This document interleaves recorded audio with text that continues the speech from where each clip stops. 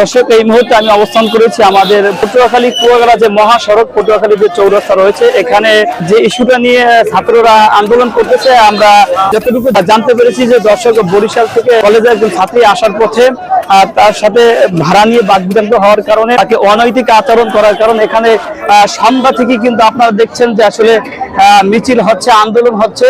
কারণ কেমন ভাবে তাদের সাথে আচরণ করা হচ্ছে, কারণ একজন স্টুডেন্ট যারা রয়েছে তাদের কিন্তু আমাদের এই দেশের অনেক ভূমিকা রয়েছে, আপনারা সকলেই জানেন, অবগত আছেন। তো সে লক্ষ্যে কিন্তু আমরা সন্ধ্যা থেকে এই পর্যন্ত দেখতেছি এই আন্দোলন, এবং আমি আছি আপনাদের সাথে জাকারিয়া সাহেব চৌরাস্তা থেকে। দর্শক, আজকে সর্বশেষ আপডেট আপনাদেরকে আমি জানার চেষ্টা করবো, আপনারা আমার সাথে থাকুন।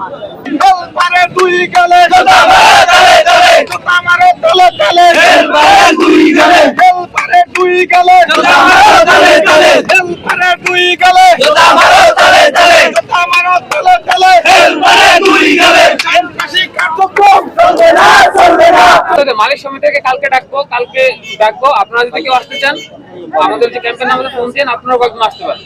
আমি এই যে পুলিশের যে প্রতিনিধি আছে, ট্রাফিক পুলিশ, এর সাথে মালিক সমিতি সবাইকে ডাকবো, ঠিক আছে? ডেকে তারপর তাদের এই জিনিসটা বলে দিব, এবং তারপর যদি তারা এই সমাধান না করে তারপর আমাকে জানাবেন, তারপর আমি তাদের বিরুদ্ধে ব্যবস্থা